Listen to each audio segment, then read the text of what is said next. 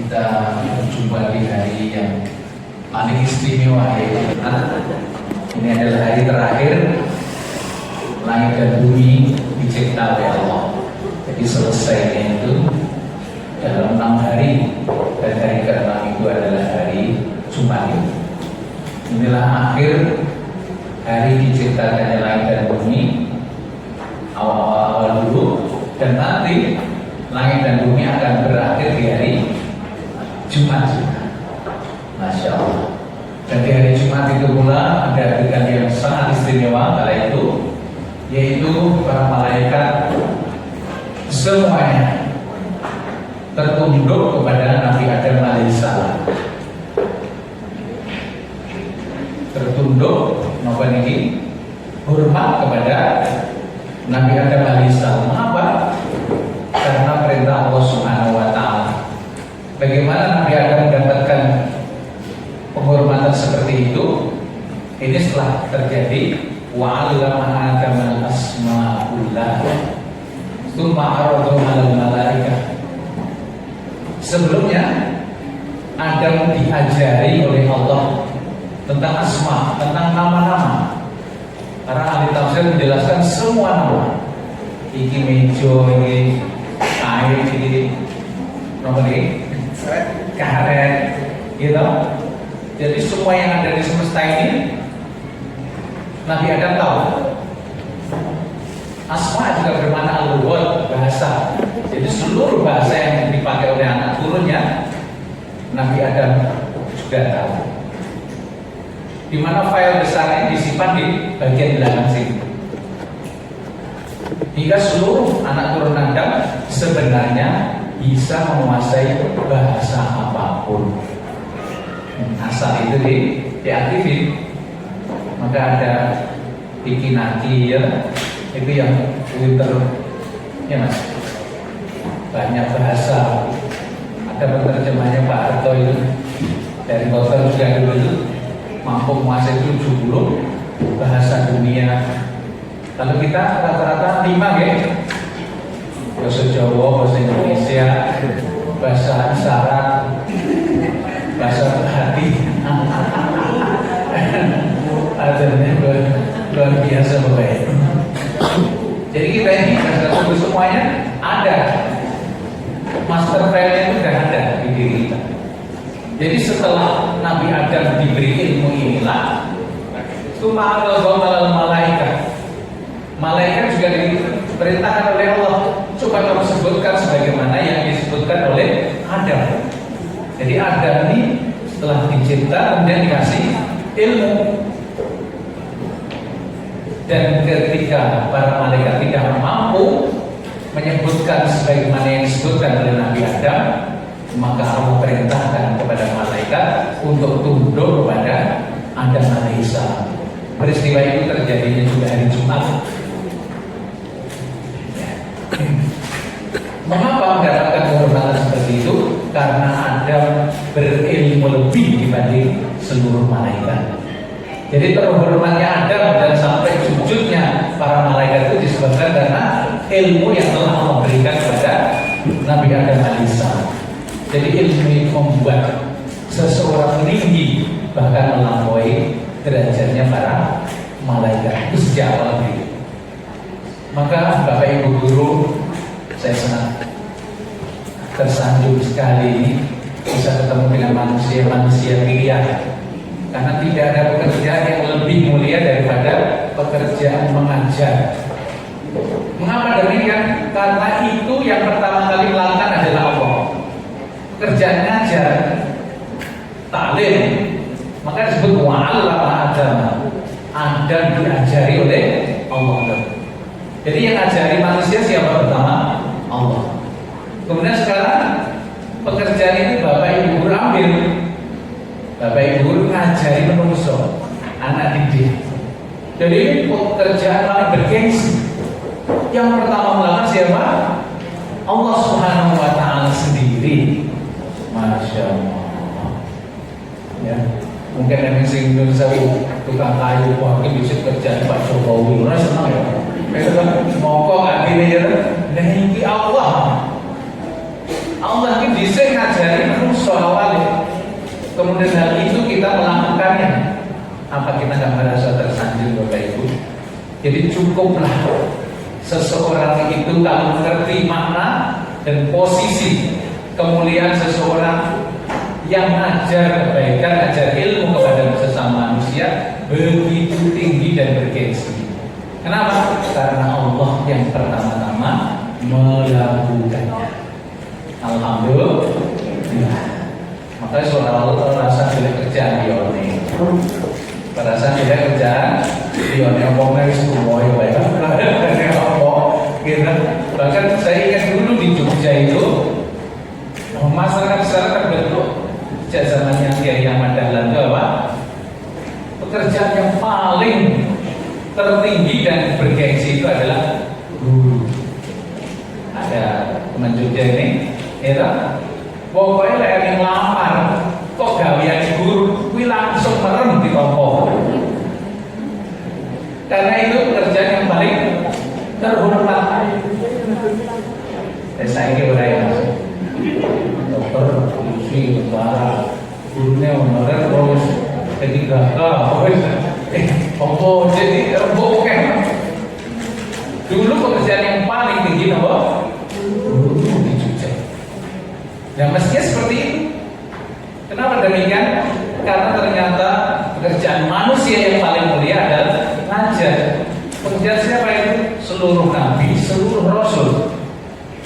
Seluruh nabi, seluruh rasul itu juga paling sang guru. Maka Bapak Ibu ini masuk golongan manusia-manusia pilihan. Golongannya nabi lan rasul. Bidone namung ora itu wahyu kecuali Mas Wahyu. Jadi tolong direnungkan apa yang Bapak Ibu jalani ini. Ini kehormatan yang paling tinggi, profesi yang paling tinggi. Bahkan kalau dalam ilmu kami, guru itu tidak dibeli disebut profesi. Karena profesi itu selama ada gaji dia lakukan, selama ada tugas dia kerjakan, dan ada masa berakhirnya dan pensiun. Sementara mengajar kepada manusia itu tidak ada batas. Maka saya lebih setuju guru itu sebagai jati diri kita. Walaupun nanti sudah pensiun, kayaknya ada wajah-wajah yang sudah mau pensiun ya. Jangan lantas berhenti tuh mengajar, karena ini bukan profesi kalau dalam Islam. Mengajar itu adalah jati diri. Sebagaimana pendidikan long-term education ya, belajar itu madal hayat sepanjang hidup. Maka ngajar juga sepanjang hidup. Mungkin cuma itu yang diajar. Kalau kemarin para murid di kelas, nanti setelah pensiun ya yang lain lagi. Yang penting kita menebar ilmu kebaikan. Nanti ya Bapak Ibu, terus ini luar biasa Bapak Ibu ini. Mungkin di mata hukum sosial kita Bapak Ibu guru biasa. Bahkan zamannya Imam Fales Umar Bakri, ada pahlawan tanda, tanpa tanda jasa. Bisa ini, tapi saya mau suki-suki guru. Oke, Bu. Untuk banyak tunjangan, apalagi di SMK ya, luar biasa. Alhamdulillah. Tapi di atas itu semuanya, Bapak Ibu guru ingat-ingat betul bahwa Allah telah memilihkan pekerjaan yang paling mulia dalam hidup kita. Tidak semuanya mendapatkan takriman seperti ini, kehormatan seperti ini. Walaupun mungkin ada yang sempat salah jalan menurutnya. Ampun isi channel rapi dari guru bayar. Ya, kesasar, tapi tersesat di jalan yang benar. Syukuri, jangan mengeluh. Kenapa? Karena Anda adalah orang-orang yang dimuliakan oleh Allah.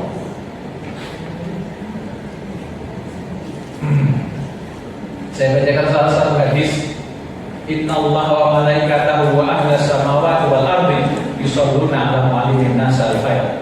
Ibnul Qayyim menyatakan di sini, sesungguhnya Allah dan semua malaikat, al-malaika itu jamak dari malak.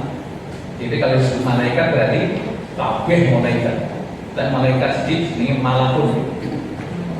Jadi sesungguhnya Allah dan para malaikatnya wa ahlus samawati dan seluruh penduduk langit wal ardi dan penduduk bumi yusalluna ala walimin nas al khair, mendoakan kebaikan untuk para pengajar kebaikan.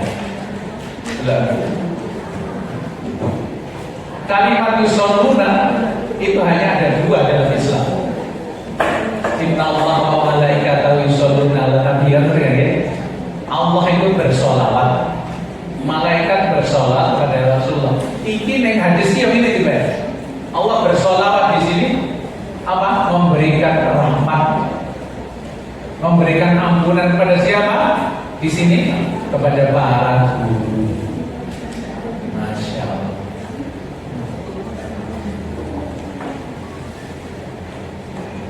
Ini pakai fi'il mudhari.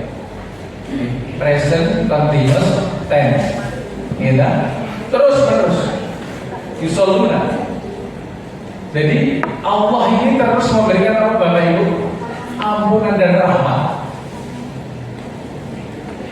kepada Bapak Ibu semuanya, para pengajar kebaikan, para dai, para guru, para pengajar ilmu yang manfaat. Ini orang tadi beda, ini ilmu agama, ini ilmu orang ilmu yang bermanfaat. Ini fasilitas yang pertama mendapat apa tadi? Rahmat dan ampunan dari Allah terus menerus. Makanya guru kira teh istighfarnya rapopo. Ya, wis diampuni, santai wae. Orang kuwi gua malaikat tuh, kabeh malaikat. Masya Allah. Kulihat ini hadir masna wa thulatha wa ruba'. Malaikat itu yang berada di sekitar kita ini bersayap 3, 4, bersayap 2. Bahkan Jibril itu sayap 600 sayap Jibril itu. Kalau sayap satunya di tempat terbitnya matahari, sayap satunya berada di tempat terbenamnya matahari. Kecil lurus. Pas 600 kaya apa? Maka Rasulullah ketika melihat ke langit pada mau menerima wahyu yang kedua, beliau ketakutan dia saking besarnya Jibril kala itu. Padahal Rasul itu pendekar, tanding, pemberani, jikuatan dengan Jibril. Itu pun malaikat yang segagah itu Bapak Ibu. Ini doanya jenengan dan kita. Tidak ada hentinya, layak turun, nggak futur, nggak berhenti. Mendoakan kebaikan untuk para guru-guru. Kita jangan turu ya itu Tuhan orang malaikat. Itu rahmat dari Allah. Lagi jogging, lagi liburan, lagi ngumpulin HP, ya. Fasilitas tetap dikasihkan tidak ini ketika ngajar. Karena hadisnya itu mu'alim, sesuatu yang gak nempel, bukan ketika dia mengajar. Dan seluruh penduduk langit. Penduduk langit itu siapa saja selain para malaikat? Di sana ada arwahnya para syuhada, arwahnya para syuhada, arwahnya para nabi, para rasul. Bahkan ada manusia yang masih hidup di sana. Siapa? Nabi Isa alaihissalam masih hidup di langit keempat. Usianya 33 tahun. Dia akan turun ke bumi di Syria, di gereja putih itu, hidup di bumi 7 tahun dan meninggal beliau di usia 40 tahun di Madinah. Yang makamnya di sisi makam Rasulullah kali.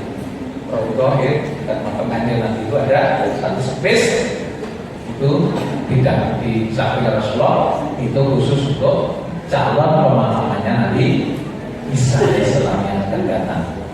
Subhanallah. Penduduk langit kabeh Bapak Ibu mendoakan kebaikan Makanya nasib guru-guru ini saya tahu saya enak. Bukan karena dua-duanya benar loh. Mungkin Anda berdua, tapi yang lebih hebat doanya para malaikat dan penduduk langit dan penduduk bumi. Dijelaskan di sini. Siapa penduduk bumi ini? Nanti ada hadis yang lain yang menjelaskan apa yang semut-semut. Semua semut di bumi Bapak Ibu dungane kita sedaya. Makanya dulu nek umpama lagi oke semut ojo-ojo lagi oke kepinginan. Makanya kalau ada semut jangan dibunuh. Dosa. Dulu pernah ada seorang nabi membakar koloni semut, langsung dimurkai oleh Allah. Maka adatnya kita sebagai umat Kanjeng Nabi Muhammad tidak boleh membunuh koloni semut. Pak Kiai boten kula bom kula semprot. Aku baik kon. Pripun ing boten kepandu, Pak. Berkurang sejumlahnya awakmu. Wong mereka itu di antara tugas semut itu apa? Mendoakan orang-orang yang profesinya apa? Mengajar tadi.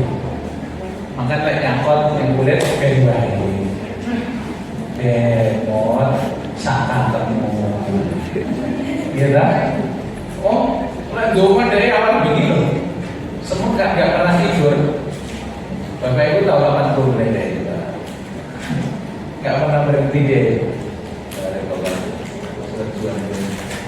Bila sudah tangannya yang ngomong gini. Makasih rezeki kita nih Bu. Masya Allah. Maka Bapak Ibu sampai hatal hut, sampai ikan hut itu iwan nun, ikan yang itu bukan paus, jelas bukan paus, ikan yang menelan Nabi Yunus kala itu. Ikan itu masih hidup sampai sekarang. Karena lala bisa tiba nih ila yaumi masuk. Kalau Nabi Yunus ini tidak termasuk dengan musabbihin, tidak termasuk orang yang terus bertasbih, dia akan berada dalam perut ikan itu sampai hari kiamat. Para ulama menjelaskan iwa iku iji eneng. Makanya sing kopi mancing gitu. Gula orang iwa siwa ini. Iwa itu gede lebih paus. Dia di mana manusia bisa berdiri, jalan-jalan, bisa sholat di situ kan? Kebres saya akhirnya Nabi Yunus baru keluarnya gara-gara kebres. Itu tugas ikan tadi setelah menelan Yunus sampai hari kiamat mendoakan dan memintakan ampunan. Makanya guru-guru ini semacam bersalah dan dikepura diri Gusti Allah. Nyawa si jalan di sepuro oke bolone oke neng langit bolo kabeh neng bumi bolone sapira-pira sekitar apa makanya kapan-kapan layaknya semut ya matur suwun Muhammad suwun yo kita kayak hadiah setetes dua tetes air gula kopi malah tetap bayi kok usir-usir padahal dari api yang pernah itu saya kasih gula dikit rasa terima kasih kita. Lihatlah dulu di zaman Nabi Musa alaihissalam ketika mau lama tidak hujan, maka Nabi Musa ngajak kaumnya untuk sholat istisqa. 70.000 lebih umatnya ini mau menuju gurun Sahara. Tiba-tiba sang Nabi berhenti. Irji'u faqad saqallahu bighayrikum. Ayo mulai kabeh. Oh rasa sholat istisqa Allah bakal memberikan hujan atas doa makhluk selain kalian. Siapa? Ternyata di kerah bajunya sang Nabi ada seekor semut yang sedang berdoa kepada Allah agar hujan diturunkan. Dan betul nggak lama kemudian hujan turun begitu lebatnya. Hanya seekor semut. Nah ini kabeh semut sampai semut yang Australia ya. Neng Irian neng di kabeh dongane awake dhewe. Enak lah buatan itu. Memintakan ampunan itu yang pertama. Yang kedua meminta rahmat, kasih sayang. Artinya hidup kita itu diberkahi. Ning akhirat jelas alamat akhirnya yaitu surga. Oh surat itu Masya Allah. Maka jangan sia-siakan fasilitas yang sangat hebat ini. Andaikan kita tahu dan mengerti bagaimana kedudukan seorang pengajar, seorang guru dalam pandangan agama Islam, kita tentu akan merasa bangga menjadi guru agama. Kita ini yang dimaksud ngajarin apa Pak? Ngajari ilmu yang manfaat. Ilmu yang manfaat itu tahun ini dulu. Tandanya 3. Au ilmun yuntafa'u bihi. Ilmu yang manfaat itu tandanya 3. Yang pertama adalah yang mempelajarinya akan semakin dekat dengan Tuhannya. Jadi nggak tahu yang mana yang keliru sekarang ini. Bisa pas SD rajin ngaji, rajin sholat. SMP mulai ora sholat. SMA mulai belas. Saya tambah ilmunya, saya ora takkan pengirannya terus di. Nah ini ada sesuatu yang nggak pas. Man izdada ilman wa lam yazdad hudan lam yazdad minallahi illa hudan. Yang tambah ilmu namun tidak bertambah hidayahnya, tidaklah bertambah kecuali tambah jauh dari Tuhan. Jadi kalau kita ini punya murid-murid, punya santri, semakin tinggi ilmunya kok tidak semakin dekat dengan Tuhannya, itu hanya kurang satu, kurang hidayah. Dari mana hidayah itu datang? Di antaranya adalah dari ketulusan hati sang guru dan doa mereka. Maka para kiai itu ngajari Bapak Ibu, tolong sempatkan doakan murid-murid kita. Ingat wajah mereka, kalau bisa sebut nama-nama yang kita ingat. Siapa tahu atas doa guru yang tulus itu nanti mereka menjadi orang-orang yang hebat. Di Jawa Tengah ini ada kiai kondang sekarang. Pada dulunya ini termasuk santri beling. Ketika beliau mondok dulu di Jawa Timur sana, itu Romo Yai itu disewani oleh lurah santri sowan Romo Yai. Romo Yai kalau badi matur ini ada 7 santri. Seperti yang Romo Yai minta, 7 santri yang boleh bedi angel biasa. Wah, kasih namanya. Ya, kata Romo Yai, sebulan, 2 bulan, 3 bulan lurah santri kok gak mendengar apa-apa tentang 7 santri. Biasanya jenenge pondok, kalau nama santri udah dipegang kiai itu biasanya bakal diusir ke alat Jawa selama lamanya. Ini kok sesasi orang yang apa-apa. Maka lurah santri, pimpinan santri itu maju lagi ke Romo Yai, pripun nih kok 7 nama nih kok 7 santri ini. Nah ini ngopo? Nah kok mboten wonten hukuman apa-apa. Nah kowe iki keliru, Cuk. Anane aku njaluk jenenge bocah kae sing nakal-nakal jare kae. Khusus tak dongone. Setiap malam sholat malam, setelah sholat malam saya berdoa untuk 7 nama ini agar Allah berikan hidayah kebaikan kepada mereka. Menurut lurah santri digerak diusir. Tiba yang menurut kiai orang ngomongin pembocah beling di pondok ini dan jadi api kok. Bocah beling diusir ke pondok dia yang sinau nanti. Masya Allah, ketulusan dari sang guru, dari sang kiai menyebabkan dari 7 nama itu menjadi orang hebat semuanya. Salah satunya jadi kiai besar di Jawa Tengah ini. Subhanallah. Maka Bapak Ibu, posisi Bapak Ibu sangat tinggi. Tinggal apa? Ikhlas. Ikhlaslah menjalani. Karena tinggal itu. Urusan rezeki orang khawatir. Allah ridho bisa. Allah selalu memberi rahmat, dijangkau oleh para malaikat, penduduk langit bumi, merestui perjalanan Bapak Ibu semuanya, mendoakan kebaikan, memintakan ampunan kalau ada salah. Ya, jadi nasib guru mesti apik, mesti apik sampai anak turun insya. Amin. Saya ini karena yang lakon ini, salah satunya bekalannya harus ikhlas. Guru itu harus mukhlis, ikhlas karena Allah. Andaikan negara belum mampu, andaikan lembaga kita belum mampu memberi apresiasi yang semestinya, nggak usah khawatir. Biarlah Allah yang membalasinya. Karena ilmunya Sayyidina Ali, memang manusia tidak akan mampu membalas jasa sang guru.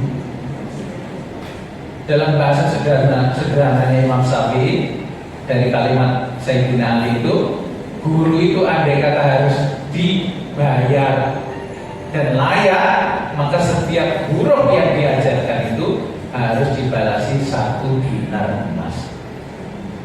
Huruf tahu pada 1 dinar itu berapa nilainya? Seekor kambing sing siap untuk korban itu Pak. Ya, kira-kira 2 tahun. Bisa huruf saya dengan setino berapa huruf Pak?